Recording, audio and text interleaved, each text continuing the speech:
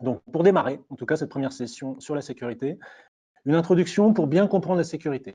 Pour ma part, je suis Stéphane Edinger, responsable technique pour AWS en France, et ça fait maintenant plus de 6 ans que j'ai la chance et le privilège d'accompagner de nombreux clients dans le cloud pour bien utiliser et bénéficier de l'ensemble des bénéfices du cloud, et bien sûr sur des sujets comme la sécurité. Alors, nous allons être à peu près 30-35 minutes ensemble. On va garder un petit peu de temps pour les questions-réponses à la fin. Donc, mais vous pouvez déjà les poser sur l'écran. Et on fera donc on essaiera de répondre à un maximum à la fin. Et si on n'a pas le temps, on reviendra vers vous au-delà.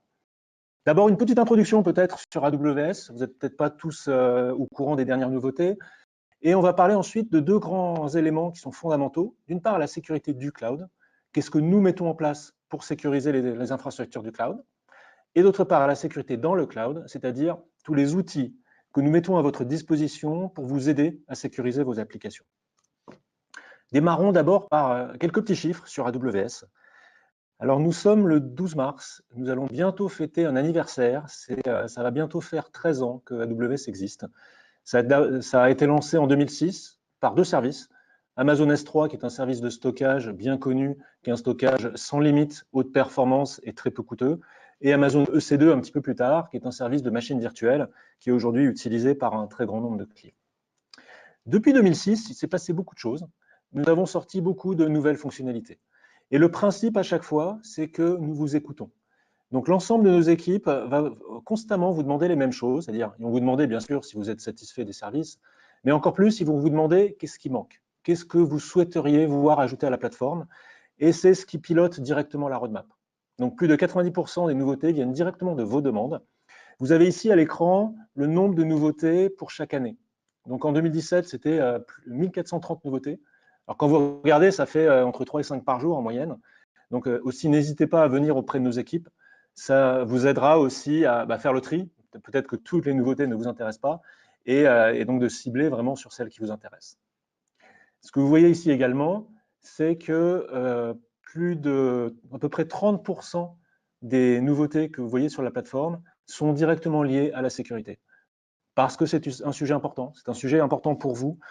Donc nous investissons massivement dans la sécurité. Au point qu'aujourd'hui, la sécurité est devenue une des principales raisons pour lesquelles nos clients adoptent le cloud.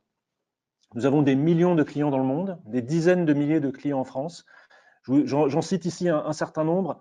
Ce qui m'épate toujours, c'est la diversité des clients. C'est-à-dire que vous allez trouver à la fois des sociétés du CAC 40, dans le monde de la banque, de l'assurance, dans le monde de l'industrie, mais également des sociétés de taille intermédiaire, des startups et tout type de sociétés, dont celles qui ont des besoins de sécurité extrêmement élevés. C'est pour ça que je cite en particulier la banque, donc comme Société Générale, comme Euronext, mais également des fintechs comme SlimPay, Pumpkin ou Linkso, qui ont des exigences extrêmement fortes, qui viennent des régulateurs, et donc qui viennent, une des principales raisons justement du choix d'AWS, c'est parce qu'ils trouvent une plateforme qui, d'une part, est conforme aux exigences des régulateurs, d'autre part, leur permet de pouvoir travailler leur sécurité et d'atteindre des niveaux de sécurité qui sont ceux qui sont requis par ces différentes industries.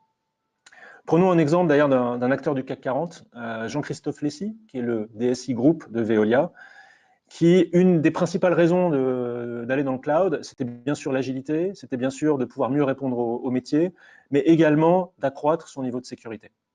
Maintenant, passons à la partie sécurité elle-même. Donc, je vais commencer par les couches basses. C'est ce qu'on appelle la sécurité du cloud, c'est-à-dire tout ce que nous mettons en place pour que les infrastructures du cloud aient le niveau de sécurité requis. Prenons d'abord une première illustration. Ici, vous avez une photo. Alors, je vous laisse quelques secondes pour essayer de deviner ce que c'est. Et ça vous démontre à quel point la manière d'opérer dans le cloud et la sécurité est peut-être différente de la manière dont on opère la sécurité traditionnellement dans les data centers. Ce que vous avez à l'écran, c'est ce qu'il reste des disques durs lorsqu'ils sortent des data centers AWS. Nous avons un ensemble de règles de sécurité. L'une d'entre elles dit qu'aucun disque dur ne sort intact d'un data center AWS. Les disques sont démagnétisés lorsqu'ils sont magnétiques et ils sont détruits, et vous en voyez ici le résultat, systématiquement. En réalité, la règle, ce n'est pas exactement celle-là. C'est aucun dispositif de stockage ne sort intact d'un data center. Donc, ça n'arrivera pas, mais imaginons que vous rentriez dans un data center d'AWS avec votre smartphone, le smartphone serait broyé à la sortie. De la même manière, parce que c'est un dispositif de stockage, parce que nous ne voulons pas prendre le risque que vos données, que des données de clients puissent sortir d'un data center, ni logiquement, ni physiquement. Et cette règle, ce que nous aimons bien, ce sont des règles qui sont simples et non ambiguës. Cette règle est poussée à l'extrême. C'est-à-dire que même quand nous recevons un disque dur qui est neuf, il a un défaut visible. Nous savons pertinemment que ce disque n'a jamais été branché sur un serveur. Nous savons pertinemment que ce disque ne contient pas de données clients. Peu importe, le disque sera broyé de la même manière. Donc vous l'avez compris, ce sont des règles qui sont juste non négociables et ça s'applique à l'ensemble des clients. C'est-à-dire que chaque service, avant qu'il sorte en production, doit avoir une revue de sécurité. Vous l'avez vu tout à l'heure sur les chiffres, entre 2006 et 2018, nous avons sorti plus de 6000 fonctionnalités. Chacune de ces fonctionnalités a une revue de sécurité complète. Et si l'équipe sécurité n'était pas satisfaite, eh bien ça n'est pas sorti, ça n'a pas été poussé en production. En réalité, ce sont plus de 10 000 revues de sécurité qui ont été faites pour justement s'assurer à chaque fois que nous ne transigeons pas sur la sécurité et d'obtenir le niveau de sécurité que vous attendez de la plateforme. Maintenant, venons sur ce qu'on appelle le modèle de responsabilité partagée, qui est décrit ici avec ces deux couches. D'abord, la couche inférieure, donc en orange, c'est ce qu'on appelle la sécurité du cloud. Donc ça, c'est la responsabilité d'AWS. Donc c'est la sécurité des bâtiments, c'est la sécurité des hyperviseurs, de toutes les couches basses. En haut, vous avez ce qu'on appelle la sécurité dans le cloud, c'est-à-dire c'est votre domaine de responsabilité. Par exemple, quand vous prenez une machine virtuelle sur AWS, c'est vous qui choisissez l'OS, c'est vous qui êtes administrateur de la machine. Donc c'est à vous aussi qu'incombent les responsabilités qui sont liées. Par exemple, c'est à vous de patcher les machines, c'est à vous d'installer des antivirus, c'est à vous de gérer aussi qui a le droit de se connecter ou pas. Et ce qu'il faut bien comprendre, c'est que cette frontière est absolument étanche. C'est-à-dire que vous n'avez pas accès aux couches basses, aux hyperviseurs par exemple, mais c'est également vrai dans l'autre sens. Aucun salarié chez AWS n'est jamais autorisé à accéder aux données de nos clients. Et ça, c'est un point qui est absolument important, c'est-à-dire qu'il n'y a que vous qui décidez de qui a accès aux données ou pas. Une question classique que nous posent nos clients, par exemple, c'est est-ce que les gens du support AWS ont accès à vos machines virtuelles? La réponse, elle est claire, c'est non. Nos personnels du support ou ceux qui gèrent les infrastructures n'ont pas accès à vos données. Si exceptionnellement, vous pouvez décider de leur donner accès si vous le souhaitez, mais à chaque fois, ce sera votre décision. C'est vous qui le contrôlez et ce sera à vous de créer un identifiant et un mot de passe pour qu'une personne du support se connecte. Et une fois que ce sera fait, je peux vous garantir que cette personne du support veillera à ce que l'accès soit fermé.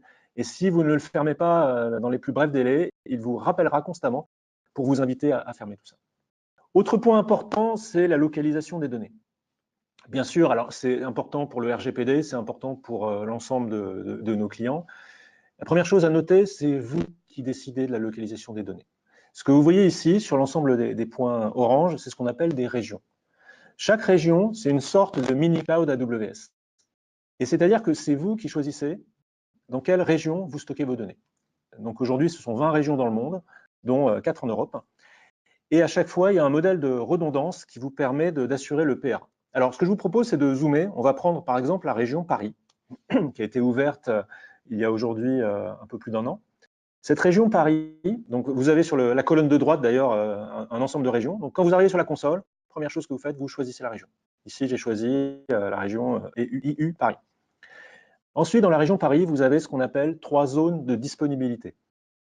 Alors, ce qu'il faut comprendre, c'est que derrière chaque zone de disponibilité, il y a un ou plusieurs data centers. Bien sûr, avec la croissance, on démarre toujours avec un data center. Après avec la croissance, il peut y avoir un cluster de data centers. L'idée, c'est que ces zones de disponibilité sont sur des profils de risques différents, en termes d'arrivée électrique, en termes d'arrivée réseau, en termes de tous les risques classiques, type tremblement de terre, inondation, et ainsi de suite.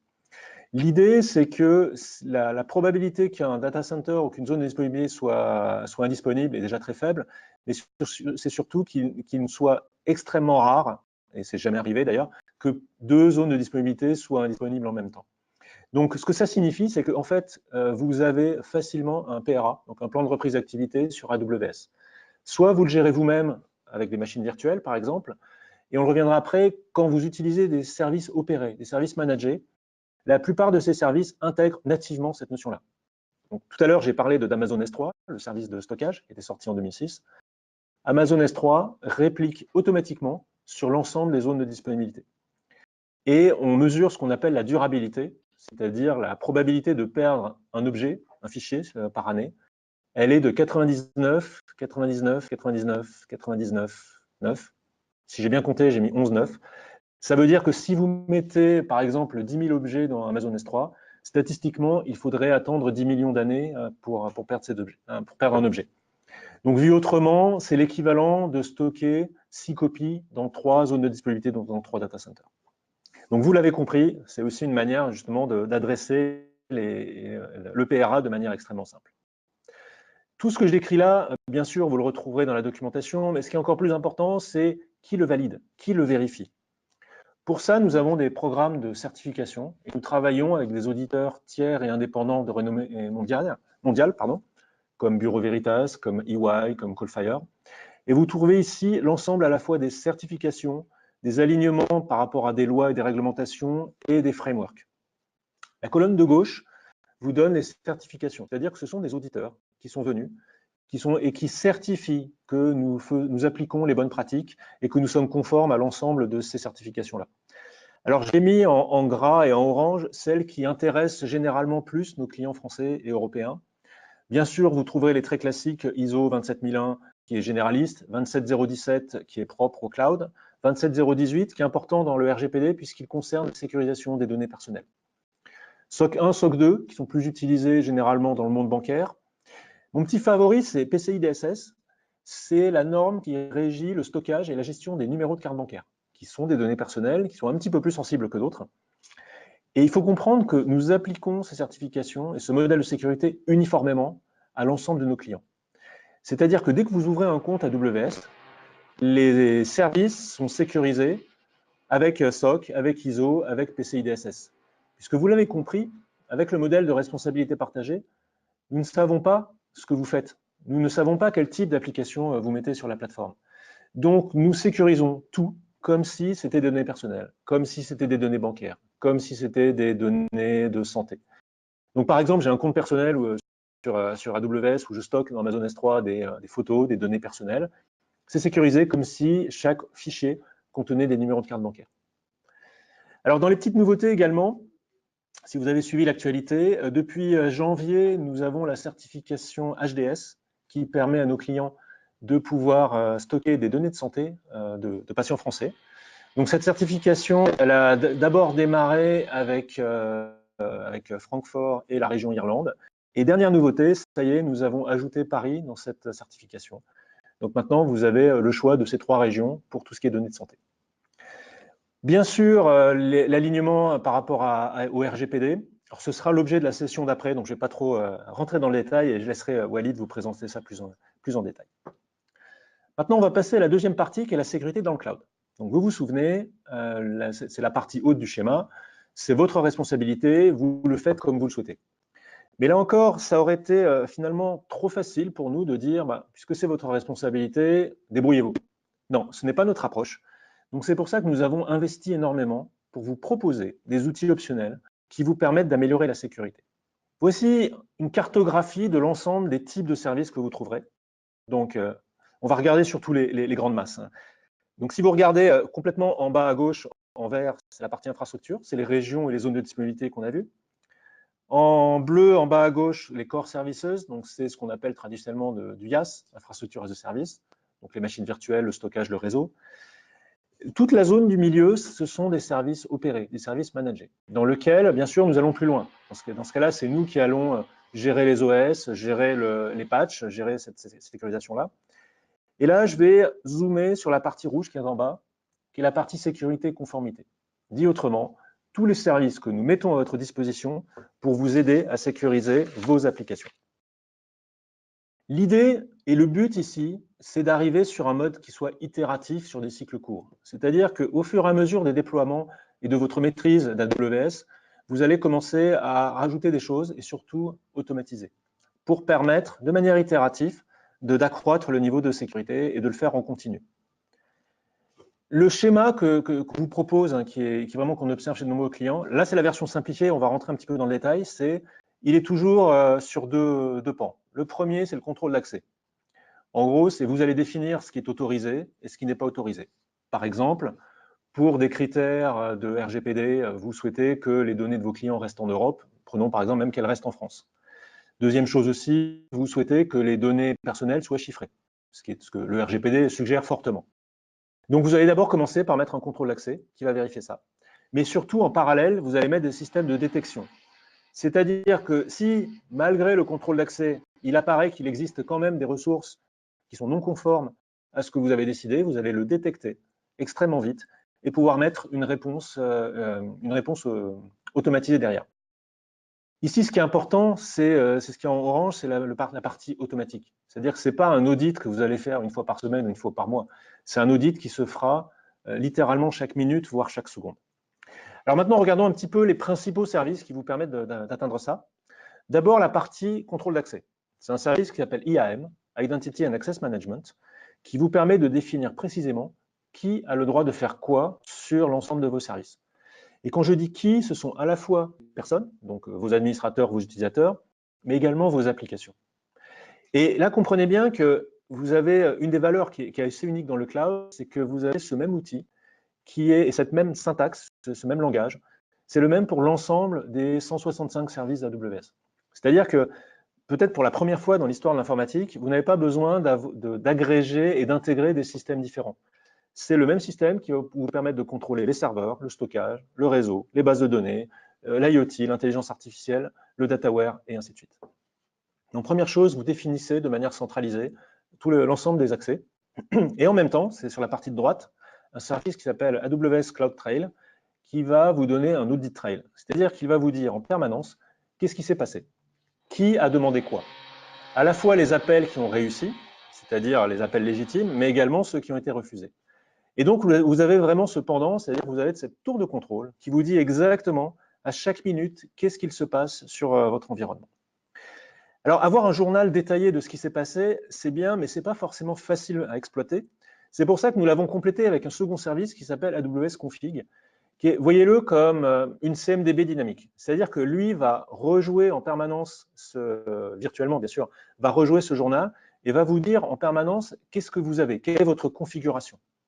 Ce qui est intéressant, c'est que vous pouvez revenir en arrière. C'est-à-dire que vous connaissez, il vous donne la configuration de votre data center virtuel en ce moment, maintenant, mais il peut également vous dire quelle était la configuration il y a 1 heure, il y a 2 jours, il y a 3 semaines. Donc vous avez cette vision complètement dynamique. Encore plus intéressant, vous avez de la génération d'événements. C'est-à-dire que chaque fois que quelque chose change, ça génère un événement programmatique sur lequel vous allez pouvoir réagir. Et c'est là le cœur justement de cette sécurité automatisée. C'est que justement, quand vous voyez un événement et vous pouvez contrôler la conformité, donc par exemple, un de vos administrateurs crée une machine virtuelle, dans la foulée, dans les quelques secondes qui suivent, vous allez pouvoir vérifier que cette machine est conforme à votre gouvernance. Donc, par exemple, que les disques sont chiffrés. Vous allez aussi pouvoir vérifier que les ressources sont bien dans la région que vous avez choisie, donc par exemple Paris. Et à l'issue de ça, si le contrôle n'est pas correct, donc si vous détectez une déviance par rapport à votre gouvernance, vous avez classiquement 2 options. La première, c'est d'alerter les équipes sécurité. Et la deuxième, que je préfère, mais faites-le progressivement, c'est simplement de détruire la ressource. Et d'alerter les équipes sécurité, bien sûr. Mais l'idée, c'est que si vous avez une déviation par rapport à votre modèle de sécurité, vous pouvez avoir un système qui réagit en quasi temps réel et qui va supprimer les ressources qui sont non conformes. Quelques petits exemples. Donc, on parlait de la localisation des données. Donc là, vous allez retrouver à chaque fois ce même principe. Dans IAM, il suffit de rajouter ce que vous avez à l'écran là, qui est de forcer à ce que les requêtes se passent sur la région Paris. Alors, le petit nom de la région Paris, c'est EU-Ouest-3. Et comme ça interdira à vos administrateurs, si vous le souhaitez, de créer des ressources en dehors de la région Paris. Et à droite, AWS Config, qui va vérifier en permanence que les ressources créées sont bien dans la bonne région. Autre exemple, c'est sur le réseau, c'est-à-dire avoir une visibilité sur ce qu'il se passe au niveau de votre réseau privé virtuel. Au sein d'AWS, c'est vous qui définissez votre data center virtuel, c'est-à-dire justement l'environnement réseau, le plan d'adressage IP et l'ensemble des contrôles réseau que vous mettez en place. Première chose, en termes réseau, il y a un firewall obligatoire devant chaque machine virtuelle. Ça s'appelle des security groups. Et c'est important parce que nous voulons vous proposer quelque chose qui soit d'un niveau plus fin que les modèles habituels à base de VLAN. Si vous connaissez les modèles à base de VLAN, toutes les machines qui sont sur le même VLAN peuvent parler et communiquer entre elles librement sans aucun contrôle. Nous considérons que c'est un niveau de contrôle qui n'est pas suffisant. Donc c'est pour ça qu'il y a vraiment un firewall devant chaque machine virtuelle, et c'est au niveau de l'hyperviseur. Par défaut, il est fermé. Et c'est vous qui décidez des règles. Donc, de manière programmatique également. Donc vous pouvez laisser fermer ou vous pouvez tout ouvrir. Si vous le faites, vous aurez bien sûr des alertes qui vous disent attention, si vous ouvrez absolument tout, ce n'est pas conforme aux bonnes pratiques de sécurité. Mais au final, c'est vous qui choisissez. Donc vous avez un petit schéma ici qui vous montre par exemple que vous avez décidé que la base de données MySQL ne peut être accédée que depuis des serveurs applicatifs et personne d'autre. Et pareil sur le port SSH, par exemple, port 22, ne peut être accédé que par des machines du groupe Bastion et personne d'autre. Et vous avez encore ce corollaire, cette visibilité, ça s'appelle VPC Flow Logs, qui vous donne au fil de l'eau l'ensemble des paquets IP qui ont été échangés entre l'ensemble des machines.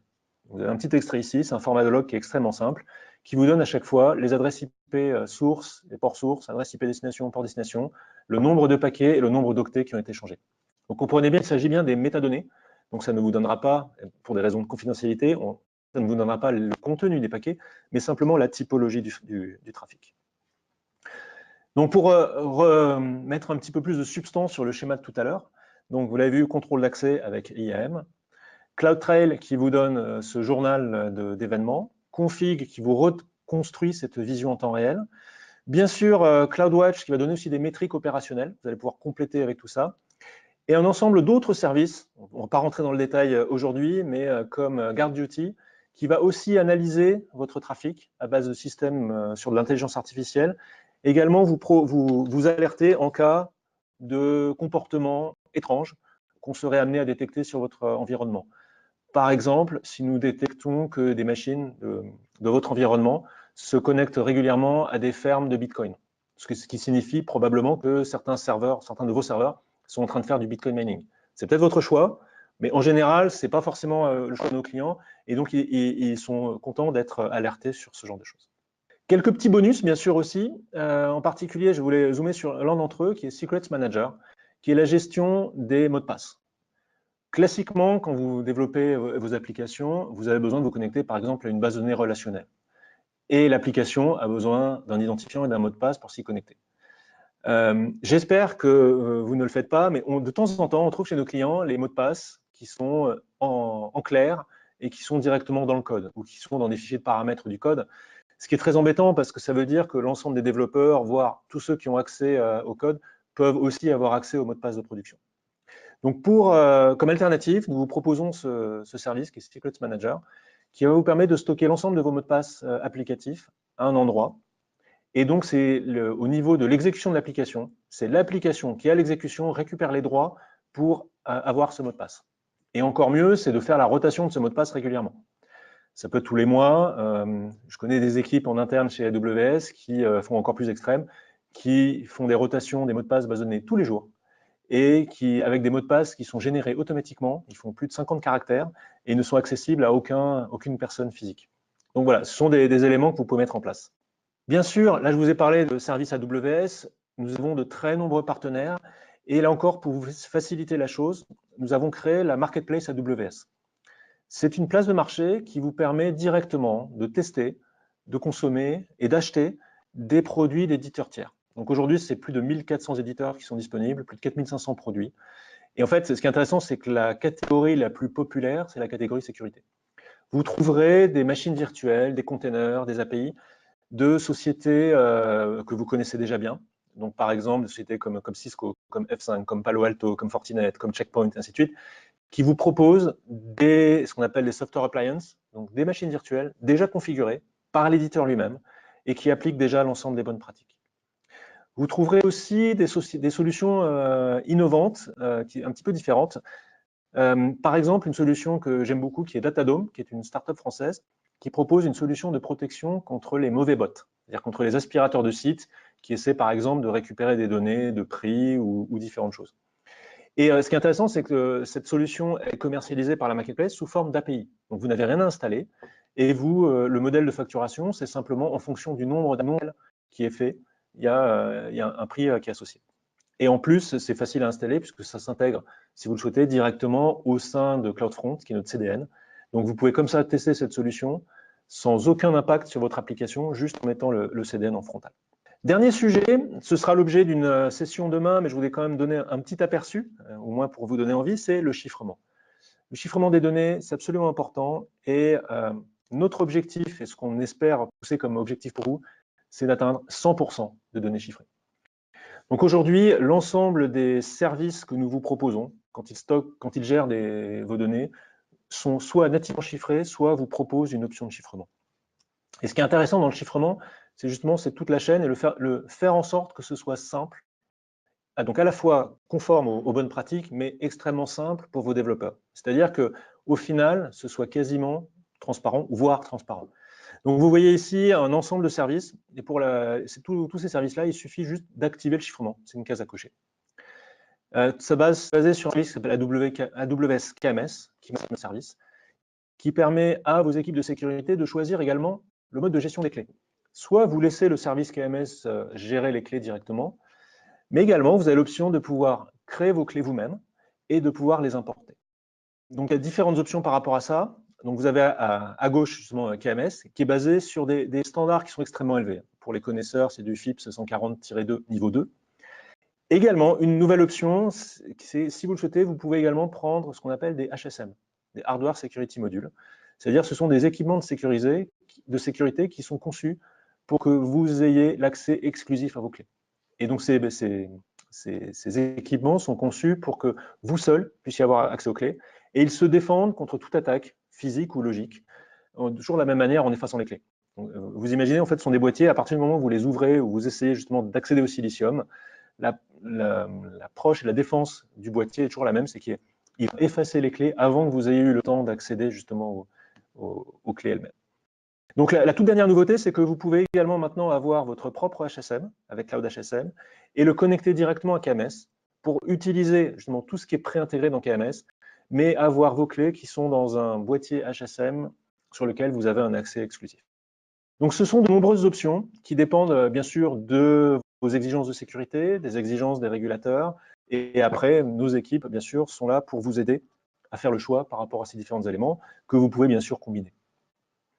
J'ai oublié un élément sur, je parle beaucoup de sécurité, je ne parle pas beaucoup de facturation et de tarification ici. Comprenez que l'ensemble des services de sécurité sont tarifés pour être indolores, c'est-à-dire qu'ils sont soit gratuits, soit sur un coût qui est marginal, parce que notre approche, c'est que le prix ne doit jamais être un prétexte pour ne pas utiliser le service de sécurité. Si je prends prenons le cas par exemple de certificats. Quand vous avez deux applications qui doivent communiquer en SSL-TLS, il faut des certificats pour pouvoir communiquer. Il y a différentes options qui existent sur le marché. Nous avons un service qui s'appelle Amazon Certificate Manager. Ce service, il est gratuit. Parce que vous l'avez bien compris, notre idée, c'est que vos développeurs, vos exploitants chiffrent 100% des flux des applications. Et le fait d'avoir à payer pour avoir un certificat, ça ne doit pas être un frein. Donc notre décision a été très simple. Amazon Certificate Manager, pour ces certificats, c'est complètement gratuit, c'est une case à cocher. L'autre point également, souvent ce qui peut arriver avec le chiffrement, une objection classique, c'est de se dire, oui, mais à partir du moment où je chiffre, je vais avoir un impact sur les performances. Je ne vais pas rentrer dans les détails, mais nous avons beaucoup innové. Et aujourd'hui, il y a des accélérateurs hardware dans l'ensemble de nos machines de nouvelle génération qui font en sorte que le chiffrement sur les disques qui est fait à la volée, il est fait par des puces, par du hardware qui est dédié à ça.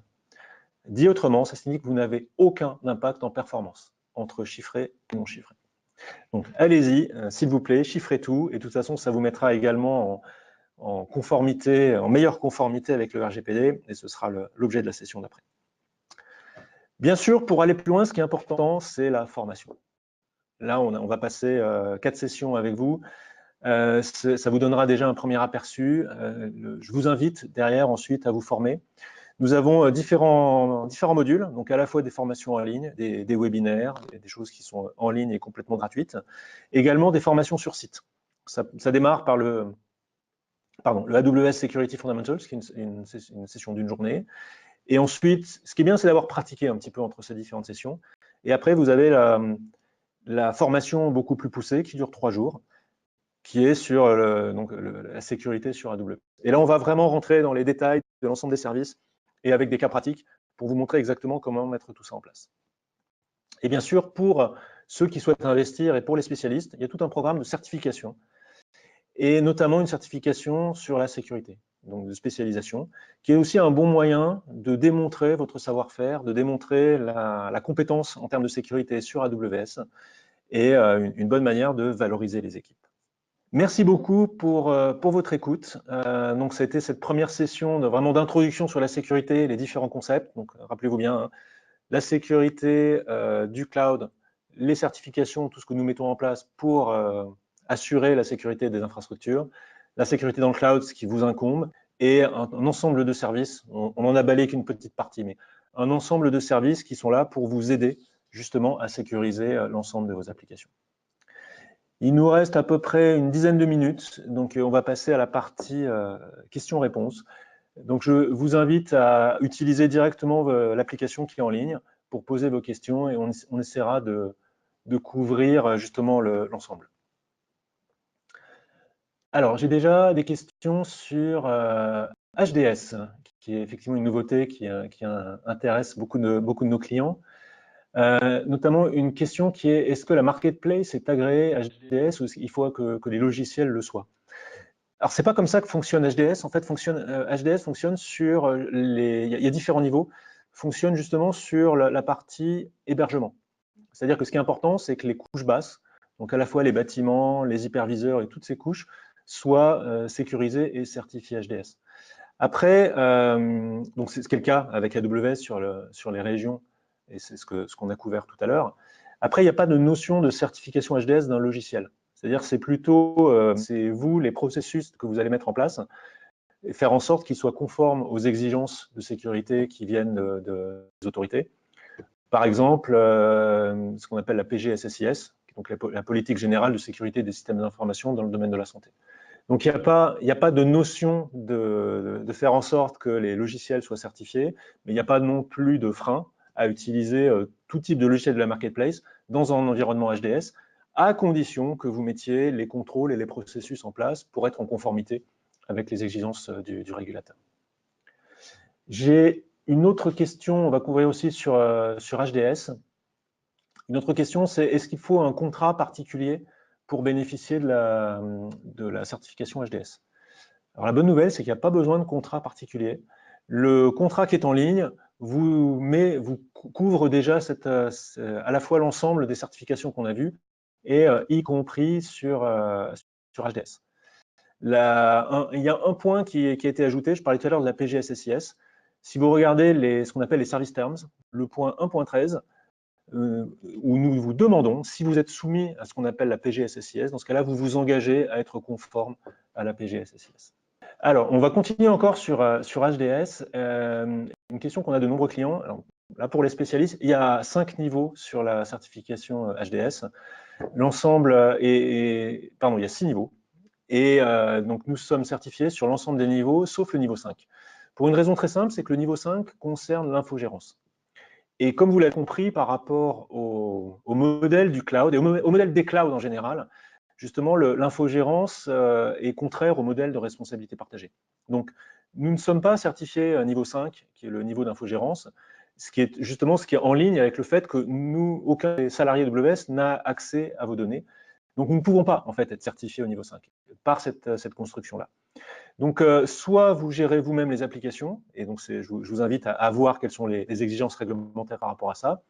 Autre option, c'est vous pouvez faire appel à des partenaires qui sont eux-mêmes certifiés HDS niveau 5, comme donc la liste s'allonge progressivement, mais comme par exemple Claranet, qui aujourd'hui propose ce type de prestation. Alors, on va changer un tout petit peu de sujet. Question sur le Cloud Act. C'est une question effectivement que nous avons très régulièrement. Déjà, un premier élément à comprendre, le Cloud Act, déjà le terme cloud, en fait, c'est pas cloud, c'est C-L-O-U-D, et là, c'est un petit jeu de mots du département de la justice américain. Ça concerne essentiellement les communications électroniques. Donc, il y a beaucoup d'éléments qui sont importants pour nous permettre de vous défendre. Et c'est-à-dire que chaque fois que nous avons des réquisitions venant de juges, quelle que soit la juridiction, quels que soient les pays, notre approche est toujours la même. D'abord, c'est de challenger, c'est de faire en sorte, et d'une part, et d'autre part, c'est de vous prévenir pour que vous puissiez également vous défendre. Donc, et le Cloud Act en particulier propose énormément d'éléments pour pouvoir s'y opposer. Par exemple, si c'est contraire à des lois comme le RGPD ou si c'est contraire à différents éléments. Donc, ce qui est important, c'est que nous sommes là pour vous défendre. Nous avons et nous connaissons très bien le Cloud Act justement pour permettre de vous défendre. Nous vous proposons également des éléments techniques. Vous l'avez vu tout à l'heure, ce qui est important également, c'est chiffrer les données. Parce que dans le Cloud Act, un juge ne peut pas nous demander à déchiffrer les données. Dit autrement, à partir du moment où les données sont chiffrées, si tous les recours ont échoué, à la fin des fins, la seule chose que nous pourrions remettre à un juge, ce sont des données chiffrées sans la clé. Et là, c'est complètement inexploitable. Donc là encore, vous l'avez compris, chiffrer les données, c'est requis, c'est fortement en tout cas requis par le RGPD et ça vous donne des éléments d'assurance supplémentaires. Alors, il y a de très nombreuses questions, donc je ne vais pas pouvoir toutes les couvrir. J'ai une question qui revient assez classiquement, c'est où sont localisés les data centers AWS en région parisienne. Alors ça, nous vous annonçons effectivement que les data centers sont en région parisienne. Pour des raisons de sécurité, nous ne publions pas la localisation précise des data centers. Et d'ailleurs, la plupart des salariés AWS ne savent même pas où sont les data centers, qui est aussi un élément important en termes de sécurité. Une question sur Inspector. On a beaucoup de services, donc je n'ai pas couvert l'ensemble des services. Là encore, en fait, il y a quelques domaines que je vais juste citer qu'on n'a pas couverts. Le premier, c'est couvert par Inspector. C'est vérifier qu'il n'y a pas de mauvaise configuration ou de vulnérabilité dans vos machines virtuelles. Donc, c'est un agent que vous installez qui va faire en permanence un certain nombre de vérifications. Le premier, c'est est-ce que tous les patchs sont mis en place, est-ce qu'il n'y a pas de vulnérabilité connue. La deuxième, c'est de vérifier le comportement de la machine. Est-ce qu'on observe des comportements anormaux et de vous remonter ça sous forme d'alerte. Et en particulier pour les clients qui font du PCI DSS, donc le numéro de carte bancaire, un ensemble de contrôles de type PCI sont déjà intégrés dans Inspector. Je vois des questions aussi. Autre typologie de service qu'on n'a pas couvert ce matin, c'est tout ce qui est la protection contre les DDoS, donc les Distributed Denial of Service, c'est-à-dire toutes les attaques volumétriques qui peuvent exister, qui ont généralement pour but de faire tomber un site web. Nous avons de nombreux services, à commencer par CloudFront, qui est notre CDN, qui est une première ligne de défense par rapport à ces attaques volumétriques. Nous avons également un service de WAF, de Web Application Firewall, qui va vous permettre également dynamiquement, par exemple, de bloquer des adresses IP qui sont en train de vous attaquer, et tout ça de manière complètement dynamique. Et la troisième, c'est Shield Advanced, qui est un service où vous avez accès à une équipe en 24/7 qui va à la fois vérifier, monitorer ce qui se passe sur votre environnement, sur votre Internet, en particulier en termes de DDoS, et au choix, soit vous proposez des règles de rémédiation, donc vous soumettre des règles pour arrêter les attaques en cours, ou si vous le souhaitez, vous pouvez leur déléguer. C'est-à-dire que comme eux, ils sont en 24/7, c'est eux qui vont directement mettre en place ces règles pour répondre à ces attaques et faire en sorte que vous puissiez vous focaliser sur d'autres éléments. On va prendre une dernière question. Alors, il y a une question sur le Cloud HSM. Est-ce qu'il est pour chaque client ou est-ce qu'il est multiplié et est-ce qu'il est mutualisé entre plusieurs clients? C'est une excellente question. Donc, Cloud HSM, c'est du matériel qui est partitionné. J'ai plus en tête, je crois qu'il y a 64 partitions sur des cartes PCI Express, donc il y a 64 partitions par carte. Quand vous utilisez le service, vous avez un accès exclusif à l'une des partitions. Et ce sont les partitions qui sont certifiées FIPS 140-2 niveau 3. Donc ça signifie que cette partition, vous en avez l'usage exclusif. Et c'est ça qui est important, c'est ça qui a été certifié par le NIST, donc par l'autorité. Donc c'est considéré comme étant un HSM dédié, et on a beaucoup de discussions avec les autorités par rapport à ça. Donc c'est vraiment considéré comme étant un HSM dédié qui est pour vous. Il y a une tarification qui vient avec, bien sûr. J'ai plus en mémoire les chiffres exacts, mais elle doit être autour de 60-70 centimes de l'heure sur la région Paris. Ce que ça signifie, c'est qu'il y a plusieurs options. C'est que soit vous prenez des HSM en permanence, je vous laisse faire le calcul de tarification. Dans ce cas-là, c'est bien d'en avoir typiquement 2 pour des questions de résilience. Mais comme ils sont facturés à l'heure, vous pouvez très bien aussi les utiliser temporairement pour générer des clés, par exemple, pour faire une cérémonie de clés pour une PKI, et ensuite vous pouvez l'arrêter. Ce que nous gérons automatiquement, ce sont les backups. Ça repose sur les mêmes principes que Amazon S3. Donc à partir du moment où vous arrêtez un cloud HSM, vous arrêtez de payer pour ce cloud HSM, et nous backupons l'ensemble des clés et l'ensemble des données de ce HSM. Avec un système de chiffrement à triple clé, moi, je ne vais pas rentrer dans le détail, mais pour être bien sûr que, là encore, vous soyez les seuls à avoir accès à ces clés-là. Et donc plus tard, si vous avez besoin à nouveau d'accéder à ces clés, il suffit de redémarrer Cloud HSM. Ça prend une petite dizaine de minutes pour redémarrer. Et vous avez à nouveau accès à un HSM complet.